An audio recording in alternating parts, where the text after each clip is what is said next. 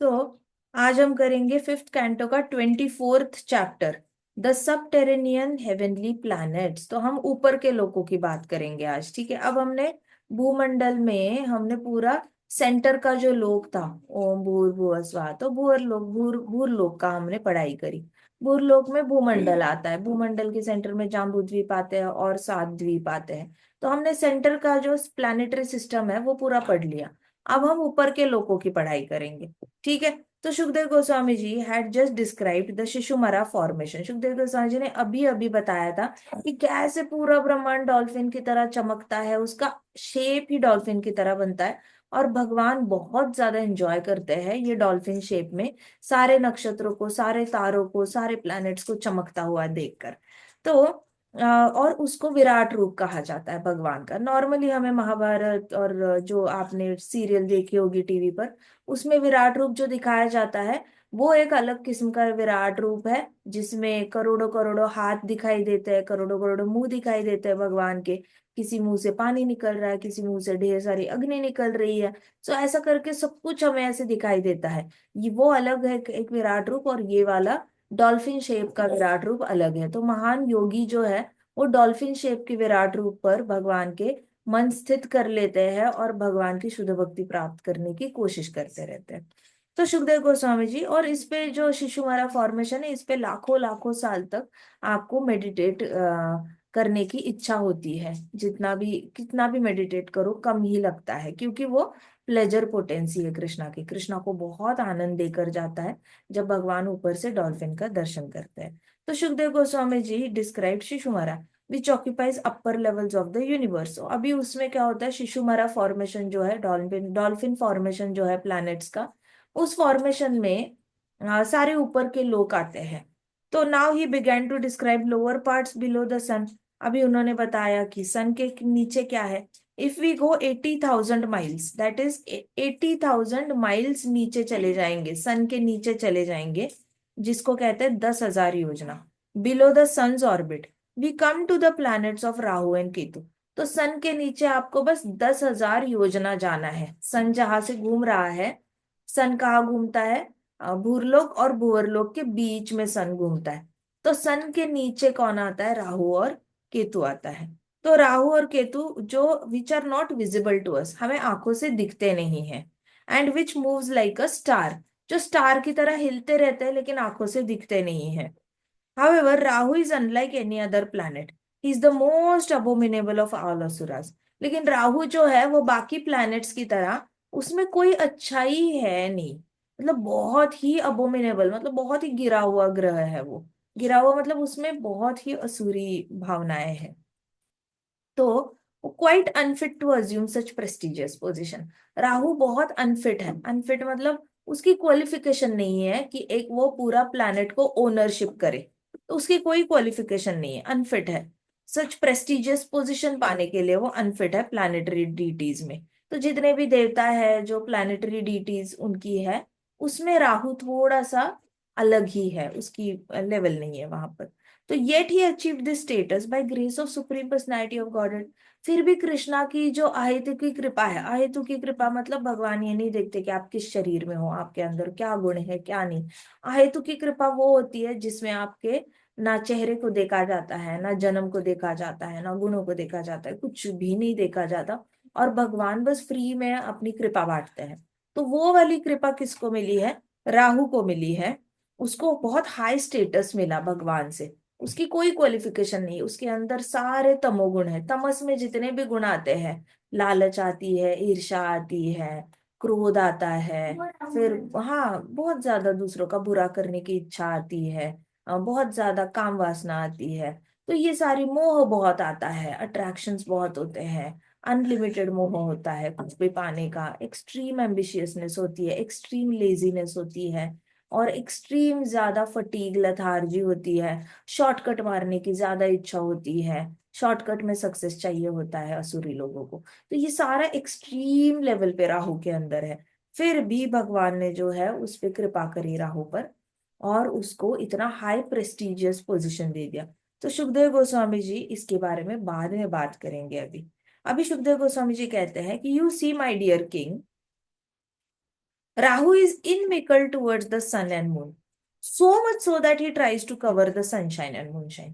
अभी राहु के अंदर इतनी ईर्ष्या है, इतनी ज्यादा ईर्ष्या है, उसको गुस्सा आता है कि सूरज और चांद मेरे ऊपर से क्यों घूम रहे हैं, इनके अंदर ऐसी क्या स्पेशलिटी है, मेरे ऊपर से क्यों घूम रहे हैं, क्योंकि उनकी छाया राहु पे पड़ती है ना।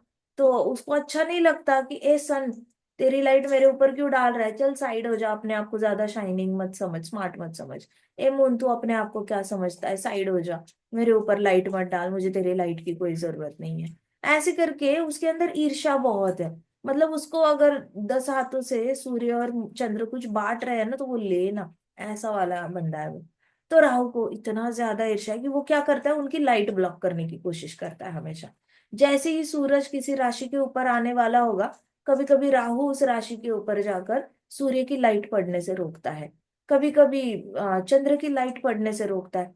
तो जैसे ही सूर्य भगवान के थ्रू गुड लक आने वाला है किसी राशि को, वो गुड लक ठहर जाता है। चंद्र भगवान के थ्रू, चंद्र देवता के थ्रू कोई गुड लक आने वाला है, 2 दिन के लिए ही सही, 2.5 दिन के लिए ही सही, थोड़ा खुश होने वाला है कोई व्यक्ति, राहु रोक सकता है उसको भी। क्योंकि उसको डालनी नहीं है लाइट, उसको दिखाना है मैं हूं ना, मैं हूं ना, मैंने नहीं तेरी लाइट छुपाने ये फैलने देनी। तो वो बार बार कवर अप करता है, सनशाइन को और मूनशाइन को कवर अप करने के इसमें ही लगा रहता है। तो ईर्ष्यालु व्यक्ति का काम क्या होता है, कौन प्रोग्रेस कर रहा है, उसमें टांग कैसे लड़ाए, उसको नीचे कैसे खींचे, उसकी बुराई कैसे फैलाए, उसका मनोबल खच्चीकरण कैसे करे, उसका मनोबल कम कैसे करे, उसको डीमोटिवेट कैसे करे, उसको दुखी कैसे करे, उसको रुलाए कैसे। तो राहु का काम ही होता है जो आगे बढ़ रहा है उसकी लाइट फैलने से रोकना। इसलिए काफी सारे लोग कहते हैं ना, बच्चे कहते हैं मेरा फर्स्ट रैंक आया, तो मेरे क्लास में एक जेलस लड़का है, जेलस लड़की है, तो उसके ऊपर कैसे, वो वैसे वाला राहु का काम है। जैसे ही किसी की लाइट फैल रही है ना, वो उस लाइट को फैलने से रोकेगा। वो देख ही नहीं सकता, वो देख ही नहीं सकता किसी का भला हो रहा है। तो ये राहु का गुण है, जिसके अंदर राहु का गुण होता है कि दूसरे का भला होते हुए उसको देखा नहीं जाता। तो उसने अपने आप ही डायग्नोस करना चाहिए। कभी कभी ऑफिस के लोगों को दूसरे का प्रमोशन होता है तो अच्छा नहीं लगता, उसका हुआ मेरा नहीं हुआ, उसका हुआ तो कोई प्रॉब्लम नहीं, मेरा भी होना चाहिए, क्यों, तेरा क्यों होना चाहिए। उसका हुआ, उसने करी होगी मेहनत, उसके प्रारब्ध अच्छे होंगे, करने दो उसको, नहीं लेकिन उसका हुआ, मेरा क्यों नहीं हुआ, वो इतना अच्छा परफॉर्मर नहीं है, मैं अच्छा परफॉर्मर हूँ। आप पे ही जजमेंट बैठते हैं, उनको कुछ याद नहीं होता प्रारब्ध के बारे में। उनको कुछ याद नहीं होता कि वो बाकी सेक्शंस लाइफ में कितना अन्याय कर रहे हैं बाकी लोगों पर, कुछ पता नहीं होता उनको। लेकिन वो अपना ही जज बन के बैठते हैं, उनको लगता है ऑफिस के काम पे ही उनको प्रमोशन मिलना चाहिए। लेकिन प्रकृति के बहुत सारे कर्म कांड में तो बहुत सारा कर्म योग लागू होता है। तो सब कुछ, सबको सब कुछ मिलना, बहुत इक्वेशंस इकट्ठे आते हैं उसमें। तो लोगों को बहुत खराब लगता है। तो ये राहु का गुण है, दूसरे का भला होता है तो उसको बहुत ज्यादा दुख होता है, उसके दिल में प्रैक्टिकली हार्ट में पेन होता है। तो this is called as an eclipse. इसको क्या कहते हैं, एक्लिप्स कहते हैं। जब राहु सूरज या चंद्र की रोशनी रोकने की कोशिश करता है, उसको एक्लिप्स कहा जाता है ना। तो कभी कभी और डार्क मून डे कहते हैं, जैसे अमावस्या कहते हैं, कभी कभी फुल मून नाइट कहते हैं। This is called an eclipse which sun और मून इज एक्लिप्स्ड और कवर्ड बाय राहु। इस तरीके से राहु उसको कवर कर लेता है।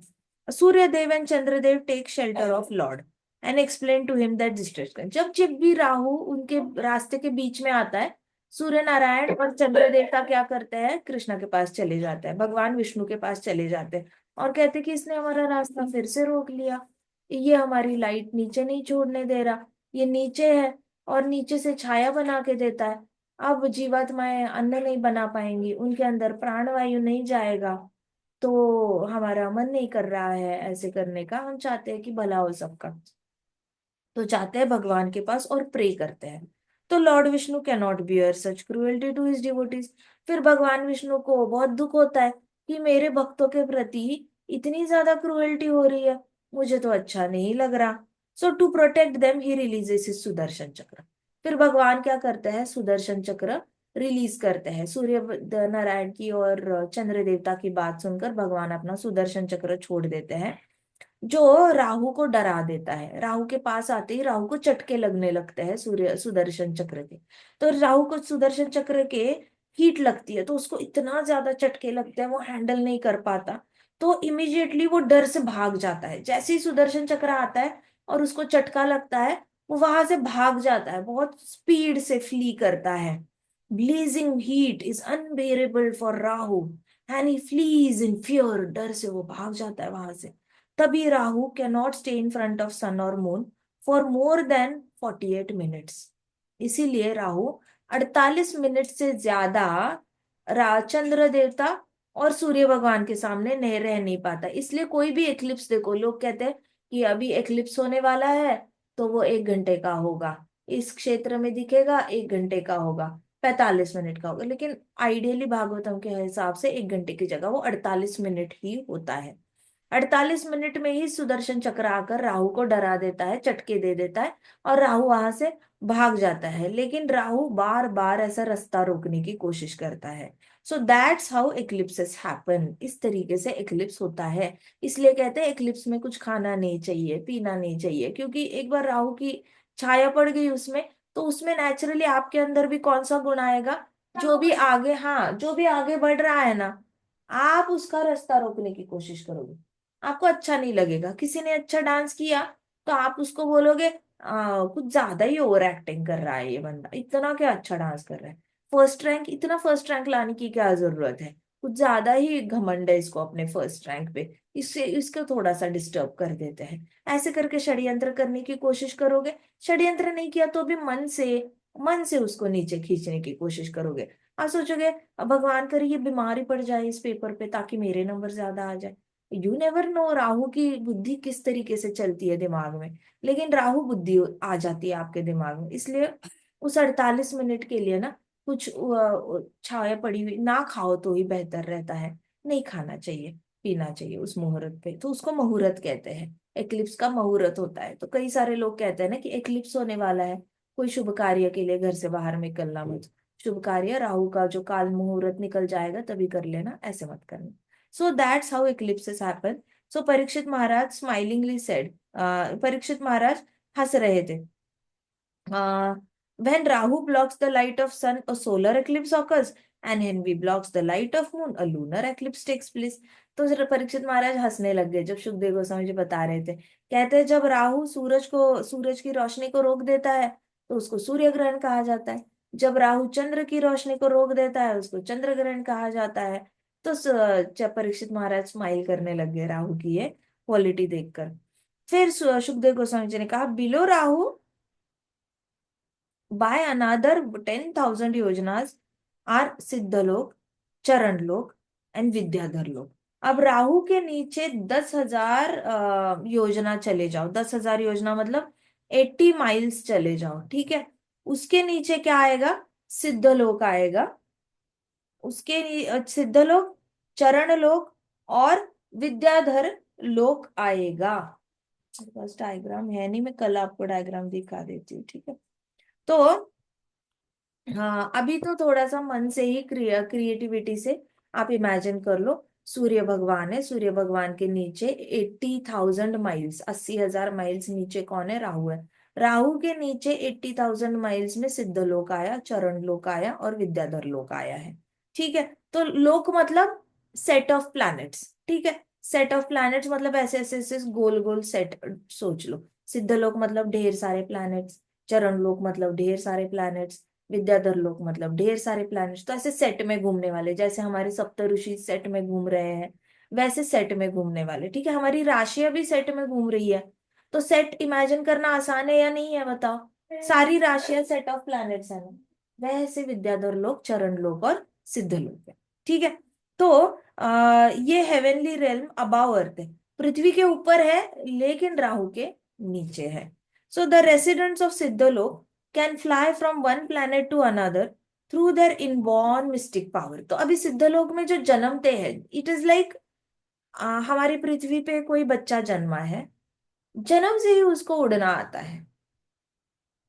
तो वैसे सिद्धलोक के लोग जो होते हैं, जन्म से ही उनको उड़ना आता है। पंछी होता है, जन्म से ही उसको उड़ना आता है, थोड़ा सा बड़ा होता है उड़ने ही लग जाता है। उसको कोई ऐसे, उसको नहीं पता होता मैंने वॉक करना है, उसको नहीं पता होता मैंने जंप करना है, वो डायरेक्टली उड़ने की कोशिश करता है। वैसे सिद्धलोक के प्राणी होते हैं, जीवात्माएं होती है, मनुष्य शरीर में ही होती है, लेकिन ये मनुष्य योनियां है सिद्धलोक की।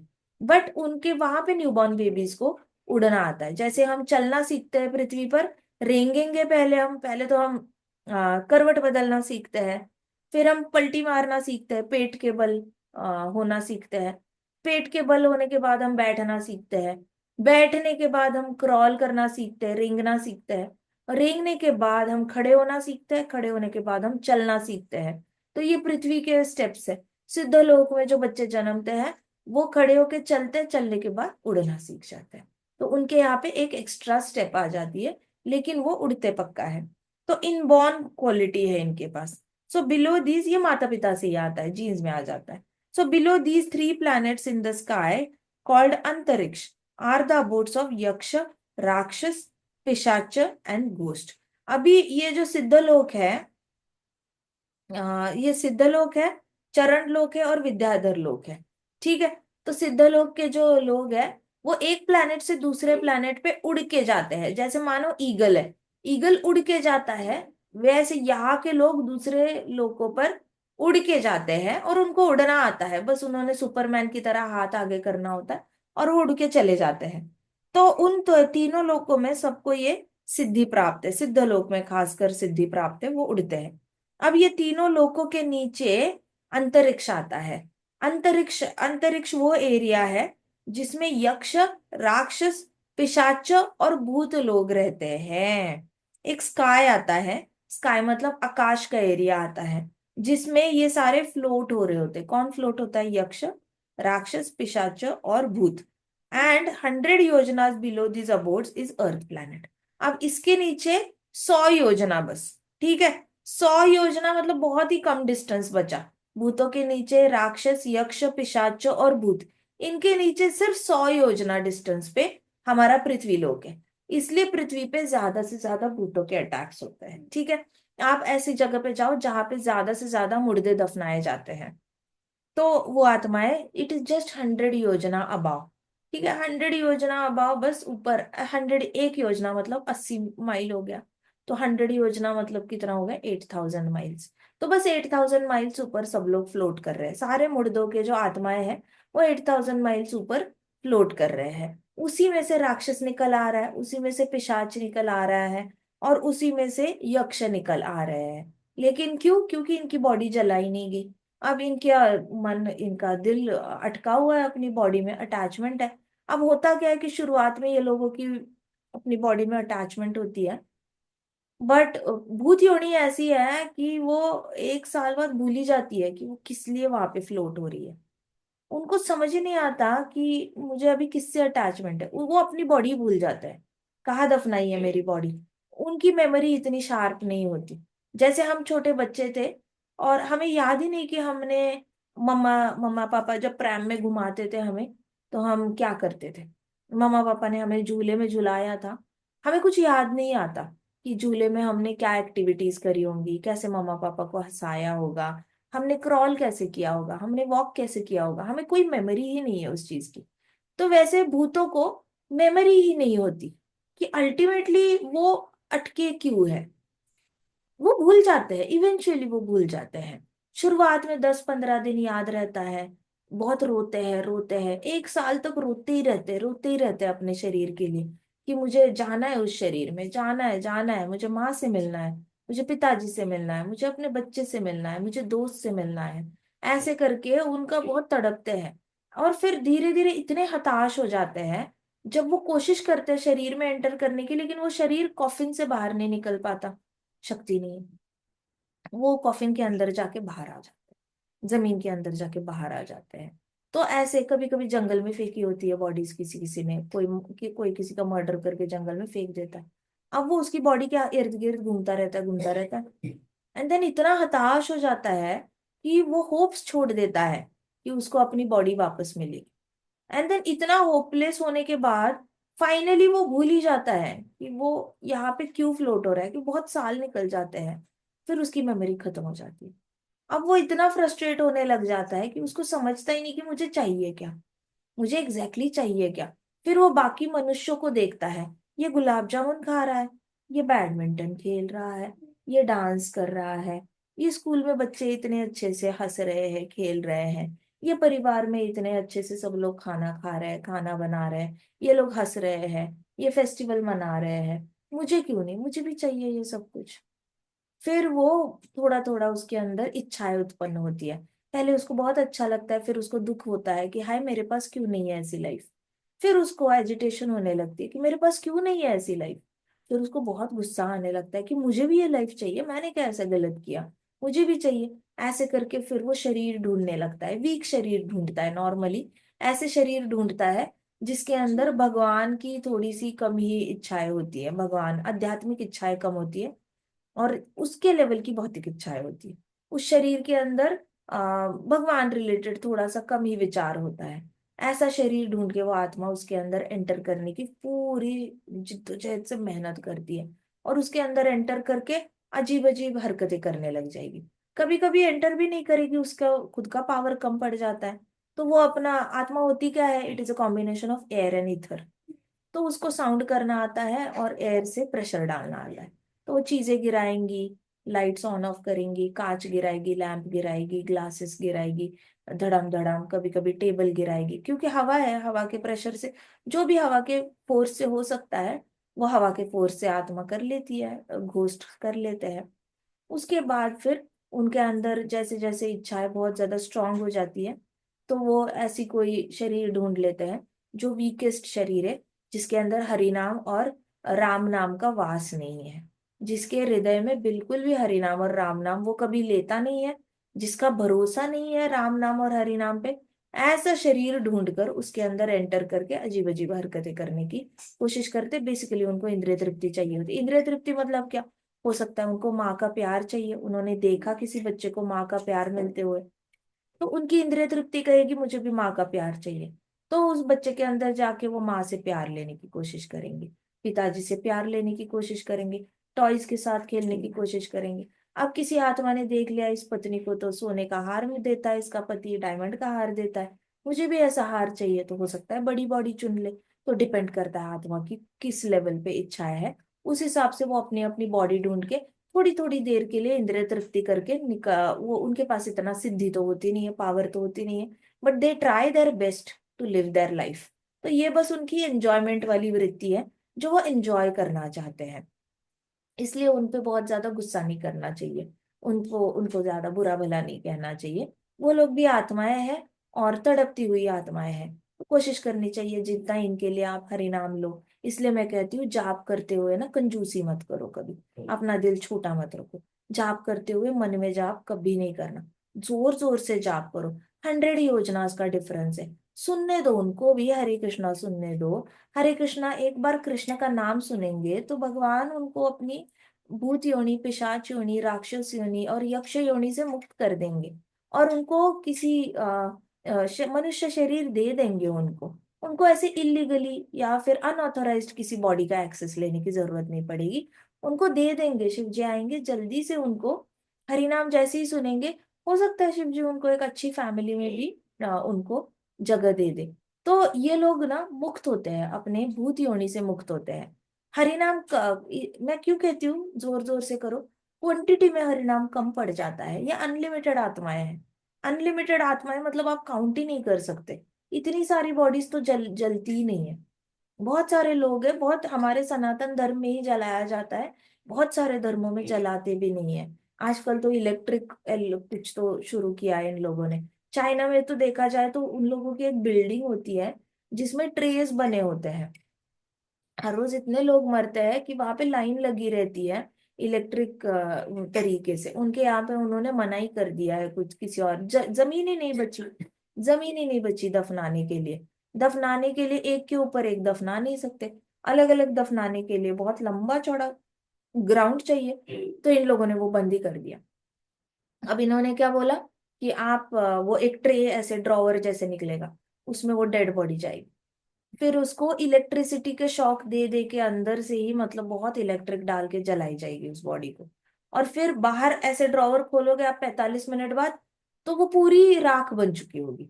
फिर ये लोग ऐसे पाउडर निकालते हैं और इसमें डाल देते हैं, किसी ऐसे स्क्वायर टाइप बॉक्स होता है, वो बॉक्स जाके कहते हैं कि आप अभी किसी गवर्नमेंट का एरिया है, वहां पे जाके आपने अपना एक रजिस्ट्रेशन करना है। फिर आपको 1 स्क्वायर फीट जगह दी जाएगी।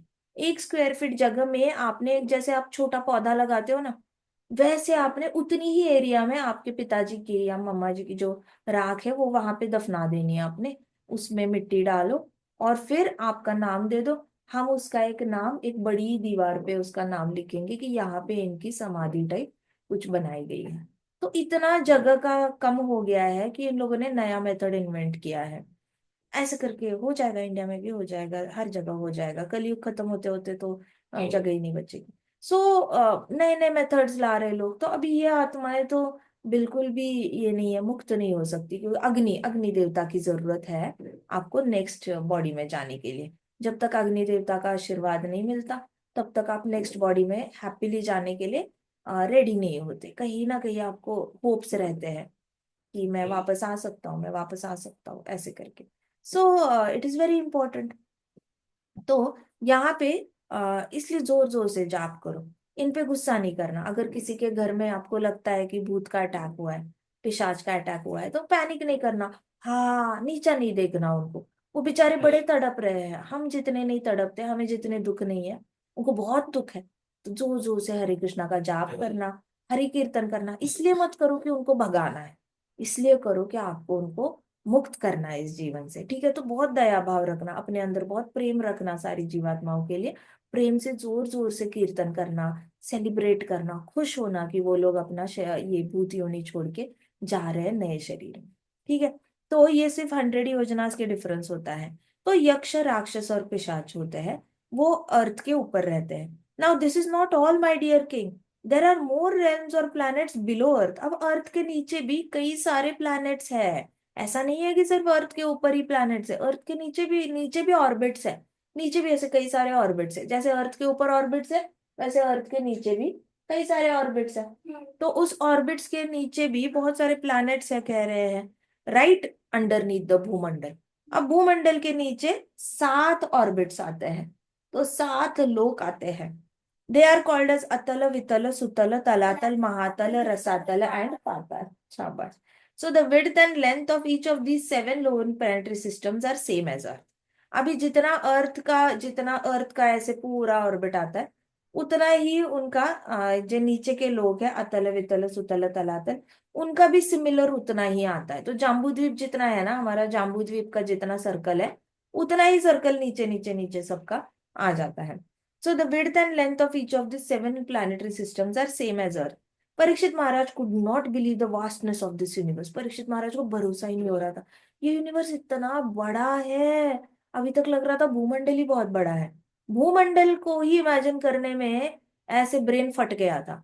अब इसके नीचे भी इतना बड़ा यूनिवर्स है, अर्थ के ऊपर भी इतना बड़ा यूनिवर्स है, नीचे भी इतना बड़ा यूनिवर्स है। तो परीक्षित महाराज बहुत ज्यादा शॉक्ड थे। एंड उनको लग रहा था जैसे ये खत्म ही नहीं हो रहा। अभी ये ब्रह्मांड का ज्ञान खत्म नहीं होगा। उनको लगा कि ये एक्सपांड ही होता जाएगा, अब इस पे तो बहुत लंबा चलेगा, ऐसे लगा परीक्षित महाराज को, क्योंकि ये अनएंडिंग ज्ञान है ब्रह्मांड का ज्ञान लेना। सो दीज 7, परीक्षित महाराज, सुखदेव गोस्वामी जी कहते हैं, these 7 planetary systems are not ordinary, my dear king. They are known as heavens, called as बिलस्वर्ग। बिलस्वर्ग। तो कहते कि ये कोई नीचे के लोग जो है वो कोई ऑर्डिनरी नहीं है, इनको भी स्वर्ग कहा जाता है, बिलस्वर्ग कहा जाता है। Bilasvarga, you can't imagine the opulence of this planets. Sukhdev Goswami ji कहा, आप इसको ऐसे कम मत समझो, आप इनका ऑपुलेंस समझ ही नहीं सकते, क्योंकि इसको स्वर्ग कहा गया है एक तरीके से। इसमें बहुत ऐश्वर्य है नीचे के लोगों में, अर्थ के नीचे जो लोग हैं उसमें बहुत ज्यादा ऐश्वर्य है, इसलिए उसको स्वर्ग कहा गया है।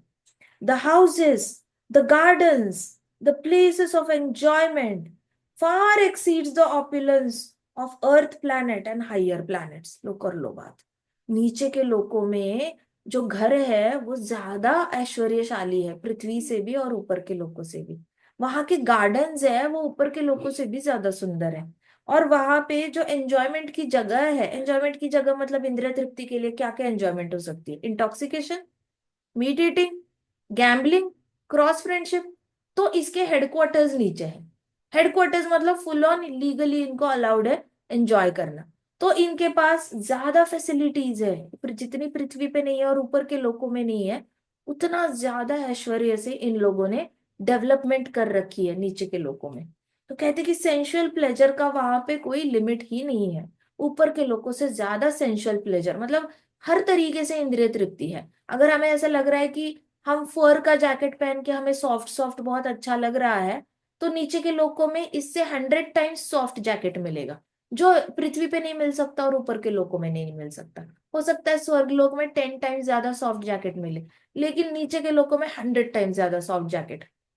तो ये हो गई स्किन की इंद्रिय तृप्ति। तो इस तरीके से नीचे के लोगों में एक्स्ट्रा इंद्रिय तृप्ति है, सेंसुअल प्लेजर्स है। सेंस को लेकर कोई भी सेंस ले लो, आप आंखों को ले लो, कानों को ले लो, टंग को ले लो, नाक को ले लो, या स्किन को ले लो, मन का ले लो, इंटेलिजेंस का ले लो, और फॉल्स ईगो का ले लो।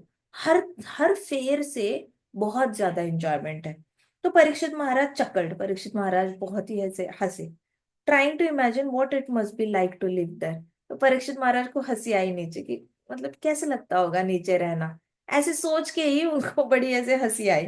परीक्षित महाराज हंसी रहे, कब से हंस रहे परीक्षित महाराज? जब से सुखदेव गोस्वामी जी ने बोला राहु चंद्र और सूर्य को ब्लॉक करता है, चंद्र और सूर्य कृष्णा के पास जाते हैं, विष्णु के पास जाते हैं, प्रे करते हैं, बोलते हैं कि देखो ना हमारा कर्तव्य करने से ये रोक रहा है। फिर भगवान सुदर्शन चक्र निकालते हैं और राहु को भगा देते हैं। तब भी परीक्षित महाराज हंसे थे।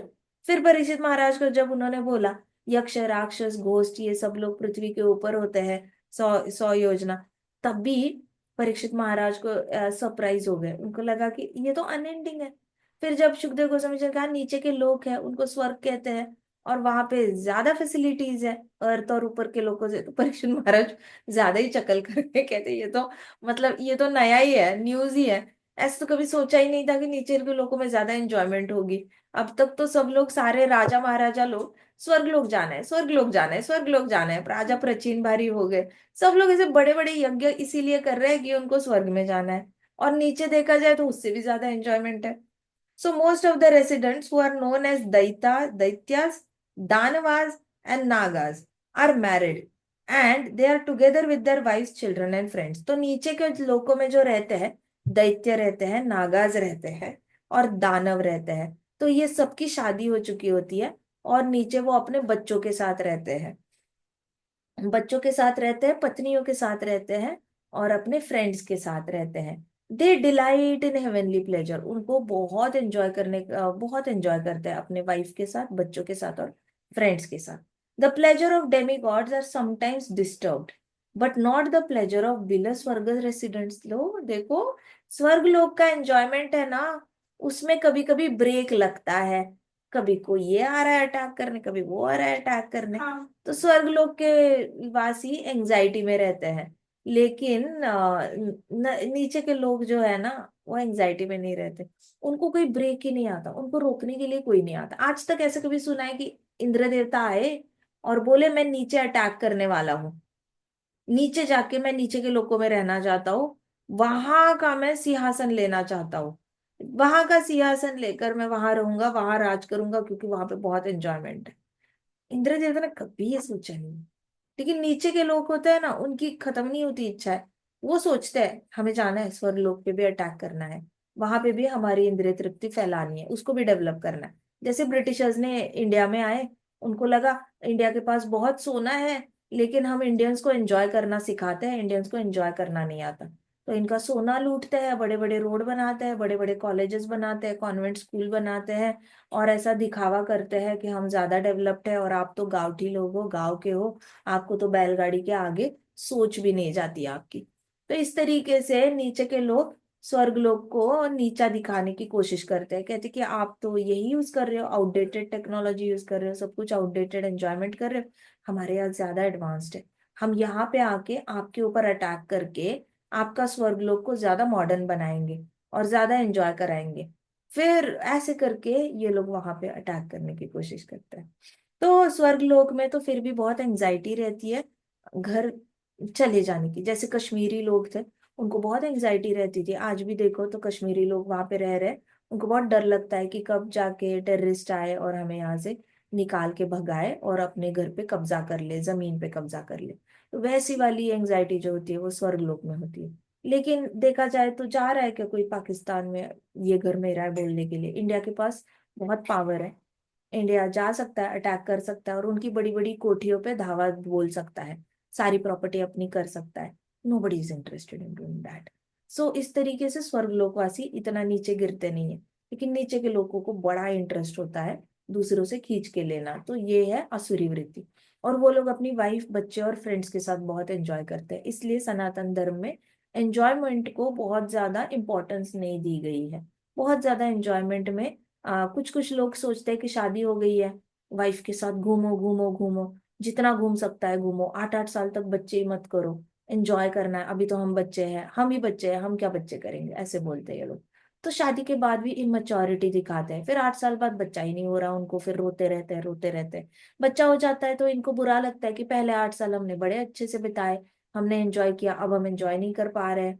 तो आपस में लड़ाइयाँ करते हैं और बहुत सारा माहौल खराब करके रख देते हैं। तो ये असुरी वृत्ति है, अपने अंदर इच्छा रखना कि पत्नी आने के बाद मुझे एंजॉय करना है, ये इच्छा ही गलत है।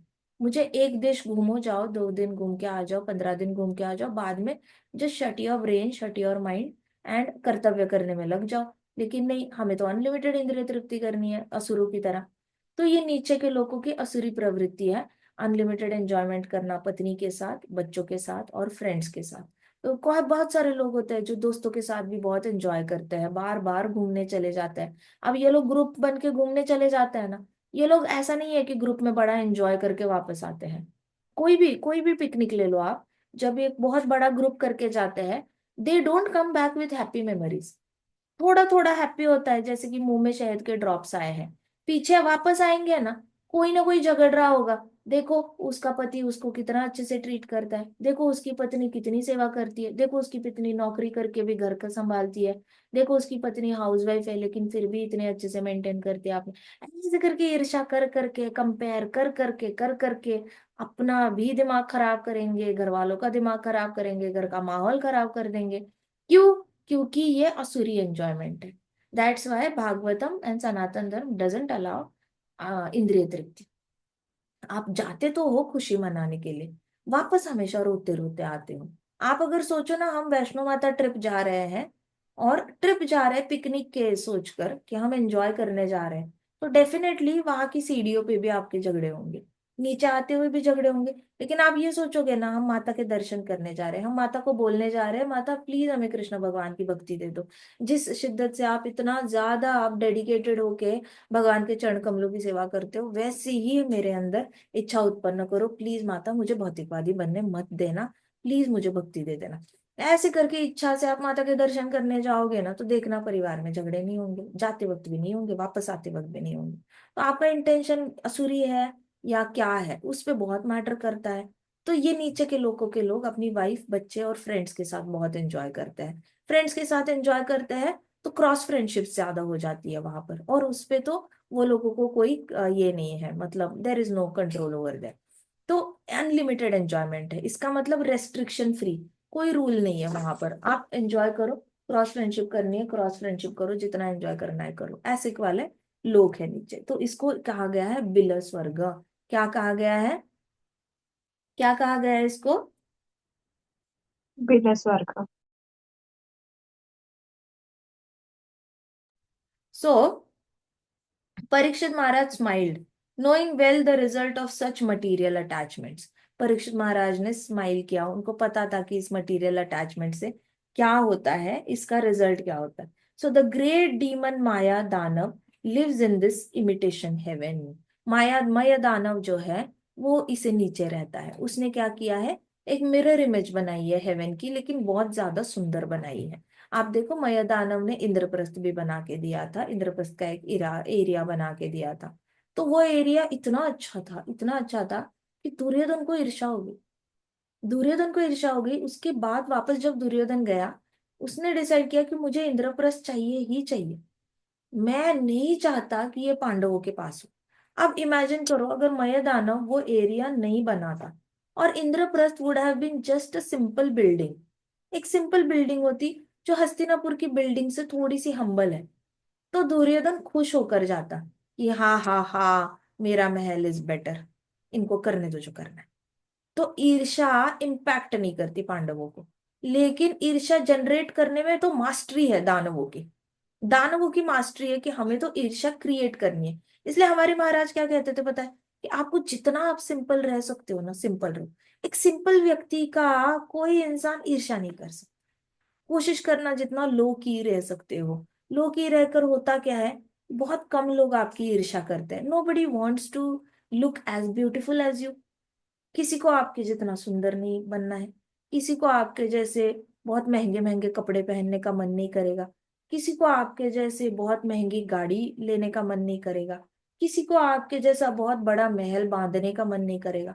तो कोशिश करना सिंपल रहो, जिससे कि लोगों के मन में ईर्ष्या जनरेट ना हो। We should not be the object of creating enviousness in others hearts. खुशी होती है तो भी चार लोगों में बहुत ज्यादा अपने आप को खुश नहीं दिखाना है, क्योंकि बाकी लोगों के जीवन में तो दुख चल रहा है। तो आप उनके हृदय में ईर्ष्या जनरेट कर लेते हो कि देखो देखो मैं कितना हैप्पी हूँ और तुम क्या। आप देखते हो ना, कुछ लोग होते हैं, देखो मेरी ये बैग मैं पेरिस से लाई हूँ, लंदन से लाई हूँ। तो देखने वाले को लगेगा हाय मेरे पास तो दिल्ली की बैग है, मेरे पास तो मैंने तो बस जारा की बैग उठाई है, इसने तो लंदन से लाई, इसने तो वहां से लाई, मेरे पास तो इंडियन ब्रांड ही है। तो उसने क्या किया, उसने बैग अपने लिए थोड़ी लाई थी। वो जो मोबाइल और कीज जिस पर्स में डाल सकती है, डालना ही है ना, सामान ही डालना है। You can keep it in Indian brand also. आपको पेरिस और लंदन का ये दिखा के आपको तो एनवियसनेस क्रिएट करना है, उसमें उनको बहुत खुशी होती है। सो हाँ, जनरली देखा जाए तो कुछ लोग होते हैं कभी कभी कपड़े भी रिपीट नहीं करते। एक बार पहनते हैं और फेंक देते हैं। फेंक देते हैं मतलब दान में दे देते हैं, चैरिटी में दे देंगे या मेड को दे देंगे, ऐसे करके वन टाइम वेयर होता है। इनके पास 365 आउटफिट्स होता है ये साल के। तो वो 365 आउटफिट्स की शॉपिंग करने बाहर के देश में जाते हैं, या इंडिया में ही करेंगे या डिजाइनर को बोलेंगे। लेकिन एक कपड़ा उन्होंने दिन में साल में सिर्फ एक ही बार पहनना है। उनका रूल ही होता है कि हमने ये ड्रेस सिर्फ साल में एक बार पहनना है और गिव अप कर देना है। अब वो लोग कर क्या रहे हैं, वो हमेशा नए कपड़े पहन के जहां पे भी जा रहे हैं, और दूसरों के मन में ईर्ष्या जनरेट कर रहे हैं किसी every time I have something new to show to you. तो महाराज कहते थे अगर आप सिंपल रहोगे, सामने वाले को मन ही नहीं करेगा ना आपके जैसे कपड़े पहनने का। सामने वाले को मन ही नहीं करेगा आपके जैसे डायमंड रिंग पहनने का, कानों में जो झुमके डाले हैं नए नए पहनने का। उसका मन नहीं करेगा आपके जैसे। हाँ, आप गुणवान हो तो सामने वाले का अगर मन किया आपके गुणों जैसे मेरे अंदर गुण आए तो ठीक है, कोई बात नहीं। आपके तिलक को देखकर उसके मन में इच्छा आई मैंने भी तिलक लगाना है तो ठीक है। आपकी कंठी को देखकर मन किया मैंने भी कंठी, तो ठीक है। लेकिन ऐसी मटीरियलिस्टिक ईर्ष्या मत जनरेट करो। ये दानवी स्वभाव है। तो मय दानव की इसमें एक्सपर्टीज है। मय दानव इतना एक्सपर्ट आर्किटेक्ट है कि वो इतना अच्छा बना देता है ताकि दूसरे लोग उसमें एनवियस, तो उसकी एनर्जी जो जाती है, वो जो भी बनाता है वो इस इंटेंशन से बनाता है कि देखने वाला सोचे कि ये मेरे पास क्यों नहीं। अब देखो कृष्णा ने भी द्वारका बनाई, गया दुर्योधन द्वारका देखने के लिए, कभी करी उसने ईर्ष्या? करा उसने अटैक द्वारका पे? नहीं करा। क्यों नहीं करा? उसमें ईर्ष्या का इतू सा भी ये नहीं था। कृष्णा ने द्वारका रक्षण के लिए बनाई थी, मथुरा वासियों के। कृष्णा ने द्वारका इसलिए नहीं बनाई थी कि सब लोग देखते रह जाए कि देखो मेरा ऐश्वर्य कितना अच्छा है। He didn't do that. He did it because he wanted to protect. लेकिन मय दानव ने जो एरिया बनाया इंद्रप्रस्थ में, उसमें था लोगों ने देख के मेरा नाम लेना चाहिए और सोचना चाहिए कि ये बेस्ट है, हमारे पास है नहीं, हमारे पास है नहीं, हाय हम बड़े अभागे, हाय हम बड़े भगवान। और सबसे बड़ा फीलिंग तो दुर्योधन के अंदर इंस्टॉल हो गया। और फिर उसके रिपरकशंस बड़े ही खराब थे। बहुत मतलब बहुत ही खराब निकले। फिर वो पूरा परिवार उद्ध्वस्त हो गया था। कोशिश करनी चाहिए कि दूसरों के मन में ईर्ष्या। आप उसी दिन कल मैं एक फंक्शन में गई थी, तो वहां पे बात हो रही थी कि लेडीज कह रहे थे कि वो देखो वो हमेशा रिपीटेड क्लोथ्स पहन के आती है। वो रिपीटेड एक किसी एक के बारे में बात हो रही थी, रिपीटेड क्लोथ्स पहन के आते हैं, शायद नहीं होंगे उसके पास एंड ऑल दैट। तो क्या इसका मतलब है? इसका मतलब ये है कि everybody wants to wear new and create enviousness in others. हर पार्टी में उनको यही डिस्कस करना है, ये कहाँ से लिया वो कहाँ से लिया, वो मेरे पास तो है ही नहीं। फिर इन लोगों ने घर पे जाके उनको लगना है कि हमारे पास कम है तो हमें ज्यादा चाहिए ज्यादा चाहिए। इस तरीके से होर्डिंग होती है। होर्डिंग होर्डिंग हैबिट क्या होती है? घर में सामान लेके रखना रखना रखना और यूज ही नहीं करना। Hardly once in a year और ट्वाइस इन अ ईयर आप यूज करने वाले हो, लेकिन यूज नहीं करते, इसलिए रीयूज अच्छा होता है। सेम कपड़े बार बार यूज करके एक नया अपना एक स्टैंडर्ड सेट करना बहुत अच्छा होता है। भक्त इसमें बहुत अच्छे हैं। हमारे महाराज ने सिर्फ 2 कुर्ते और 2 धोती धो धो के 30 साल तक यूज करी थी। So it is a big achievement. अगर इस तरीके से हम अपने वैदिक स्टैंडर्ड्स मेंटेन करके रखेंगे तो हम कभी किसी के ईर्ष्या के पात्र नहीं बनेंगे। लेकिन ये अलग दानवी वृत्ति है। दानवी वृत्ति की मैंने ईर्ष्या क्रिएट करनी। तो मय दानव क्या करता है, वो दूसरों के अंदर ईर्ष्या जनरेट करने के लिए इमिटेशन हेवन बनाता है, ताकि दूसरों को देखकर लगे कि ये बहुत अच्छा है और हमारे पास है नहीं। So he is a great artist and architect. वो बहुत अच्छा आर्टिस्ट है और आर्किटेक्ट है। क्या फायदा, लेकिन इतना अच्छा टैलेंट दिया है कृष्णा ने। आर्टिस्ट्री कहाँ से आएगी, कृष्णा से आएगी। कृष्णा जैसा ब्यूटीफुल आर्किटेक्चर कोई नहीं बना सकता, द्वारका जैसा ब्यूटीफुल आर्किटेक्चर हो ही नहीं सकता। तो वो इतना ब्रिलियंट सिटीज बनाता है मयदानव। ज्वेल्ड हाउसेस बनाता है, वो घर बनाता है लेकिन घर के ऊपर भी हीरे माणिक चढ़ा देता है। सोचो, हमें एक हीरा खरीदने में पृथ्वी पे लोगों को इतना पूरी जिंदगी जा सकती है। लोगों के पास हीरे के नेकलेस हो सकते हैं, लेकिन बहुत ज्यादा वो बिल्डिंग नहीं बना सकते हीरे की। दानव हीरे की बिल्डिंग बना देता है, ये मय दानव। तो वो ज्वेल्ड हाउसेस बनाता है, मंदिर भी बनाता है। मंदिर के ऊपर ढेर सारे उसने ज्वेल्स लगाए होते हैं, हीरे माणिक मोती सब लगाया होता है। होटल्स बनाता है, ढेर सारे होटल्स बनाता है, बहुत लग्जूरियस होटल्स। हमें लगता है हमारे यहाँ का 7 स्टार बेस्ट है, लेकिन हमारे यहाँ का 7 स्टार जो है वो मय दानव के होटल में से वॉशरूम होगा ज्यादा से ज्यादा। इस तरीके से उसके वॉशरूम 7 स्टार लेवल के होंगे, लेकिन उसका जो खुद का आर्किटेक्चर है वो उससे भी ऑपुलेंट होगा।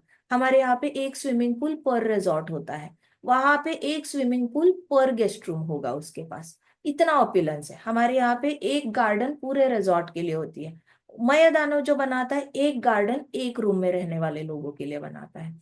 ऐसे करके उसके रिजॉर्ट्स उसके होटल्स ज्यादा ऑपुलेंट होते हैं। इतना तो स्वर्गलोक में भी नहीं होता। इस तरीके से मय दानव अपना जो नॉलेज है वो दूसरों के लिए ईर्ष्या क्रिएट करने में यूज करता है। ठीक है, आपने देखा होगा जो भी बड़े बड़े आर्किटेक्ट्स होते हैं उनका यही सपना होता है कि मैं एक दिन ऐसी बिल्डिंग बनाऊं कि बाकी सारे आर्किटेक्ट्स देखकर ये बोले कि ये इसने इतना अच्छा बनाया, मेरा सपना है मैं इसकी तरह बना के बनाऊं।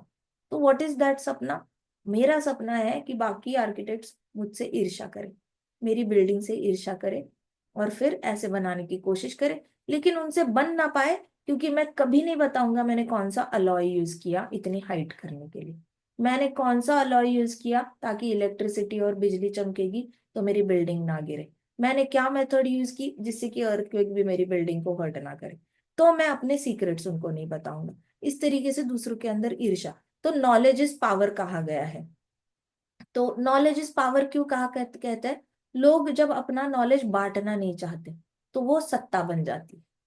जब किसी को अपना नॉलेज बांटना नहीं होता तो वो नॉलेज कम रह जाता है, लेकिन वो सत्ता, वो पावर बन जाती है। इसलिए नॉलेज इज पावर। नॉलेज अच्छा होता है, लेकिन नॉलेज को पावर की तरह इस्तेमाल करना तो 100% रजोगुण होता है। इसलिए जितना नॉलेज आपके पास है खुला बांटो। अगर आप स्कूल में जा रहे हो, आपको मैथ्स आ रहा है, आप 9th में हो 10th में हो, बहुत टफ क्वेश्चन है आपके पास, कोई बच्चा आता है आपको पूछता है कि मुझे ये सम नहीं आ रहा, खुला बांटो ज्ञान। टेंशन मत लो कि वो आपका रैंक ले लेगा, कोई नहीं। रैंक आपका जो आपको मिलना है, आपके कोटे में जो लिखा है, आपका जितना कोटा लेकर आए हो आप, वो आपको मिलना ही मिलना है। खुला बांटो ज्ञान। जितना ज्यादा बांटोगे, जितना ज्यादा मैथ्स अपने दोस्त को सिखाओगे, उतना आपका मैथ्स ज्यादा बेटर होगा। जितना साइंस ज्यादा अच्छे से सिखाओगे दूसरे को, उतना आपका साइंस अच्छा होगा। लेकिन नॉलेज को पावर की तरह इस्तेमाल मत करो कभी, नहीं तो वो रजोगुण में कन्वर्ट हो जाएगा। शुद्ध भक्ति मिलना थोड़ा सा मुश्किल है। जो आपके पास है वो कुछ भी नहीं रखना है। इट शुड बी लाइक हम लोग एक एम्प्टी पाइप है। एक पाइप है, यहां से अगर गंगा बह रही है तो निकल भी रही है, गंगा बह रही है निकल रही है, तो नॉलेज आ रहा है जा भी रहा है, आ रहा है जा भी रहा है, आ रहा है जा भी रहा है। ये मत सोचो कि अंदर डाल के उसको सेटल करके रखना है। No, don't even keep knowledge. हृदय नॉलेज रखने के लिए नहीं बना है, हृदय सिर्फ कृष्ण के चरण कमल रखने के लिए बना है। इतना याद रखो। टेक्निकली भी स्पीकिंग हमारे हृदय पे सिर्फ कृष्ण का हक है, ना नॉलेज का हक है, ना किसी पावर हमें चाहिए। Got it? So knowledge is power कौन यूज करता है? ये मयदानव का मय दानव का टैलेंट है। वो क्या करता है, बहुत अच्छा सा आर्किटेक्ट बनाता है लेकिन किसी को सिखाता नहीं है, तो उसकी मास्टरी है एनवियसनेस क्रिएट। इसलिए भौतिक जगत का ज्ञान हो चाहे आध्यात्मिक जगत का ज्ञान हो, ज्ञान को कभी भी कोवेटेड नहीं होना चाहिए, ढका हुआ नहीं रखना चाहिए। जितना ज्ञान आप बांट सकते हो उतना बांटने की कोशिश करना, अपने पास नहीं रखना। कुछ लोग होते हैं ना, जाके स्कूल में बताना मत तुमने पढ़ाई की है फर्स्ट चैप्टर सेकंड चैप्टर, नहीं तो वो बच्चे सुनेंगे, वो भी कर लेंगे और वो तुमसे ज्यादा मार्क्स लाएंगे। क्यों? वो जो इतना कर रहा है, रिटेनरशिप तो हर एक की अलग होती है। हर एक अपना अपना रिटेन करेगा मेमोरी में, हर एक जन प्रोड्यूस करेगा इंफॉर्मेशन अपनी अपनी इसकी कैपेसिटी के हिसाब से। So it is nothing about competition. आप जितना ज्यादा बांटोगे उतना ज्यादा आपके पास ज्ञान आएगा। अब ज्यादा ज्ञान वाला कभी भी ज्यादा खुश रहता है, क्योंकि वो बांटता है तो ज्यादा ज्ञान रहता है उसके पास, तो वो ज्यादा खुश रह पाता है, क्योंकि विनम्रता आती है। विनम्रता आती है तो भक्ति भी जल्दी जल्दी आती है, डिटैचमेंट भी जल्दी जल्दी आ जाती है। उसको कुछ पड़ी ही नहीं रहती दूसरे के पास कितना है कितना नहीं, वो बांटने में बिलीव करता है। मैं दानव वाले हमेशा दुखी रहते हैं, क्योंकि वो किसी का भी घर बनाए, वो उस घर टूटेगा ही टूटेगा, कुछ ना कुछ वहां पे बुरा होगा ही होगा। ठीक है। ग्रंथराज श्रीमद् भागवतम की जय, शिल प्रभुपाद की जय, श्री श्री राधा श्याम सुंदर की जय, श्री श्री कृष्ण बलराम की जय, वृंदावन धाम की जय, समस्त भक्त वृंद की जय। हरे कृष्णा कृष्णा कृष्णा हरे हरे, हरे राम राम राम हरे हरे। हरे कृष्णा महासंकीर्तन यज्ञ की जय। हरे हरे कृष्ण कृष्णा, माता जी, धन्यवाद। दंडवत प्रणाम। हरे प्रणाम। कृष्ण माता जी, दंडवत। दंडवत।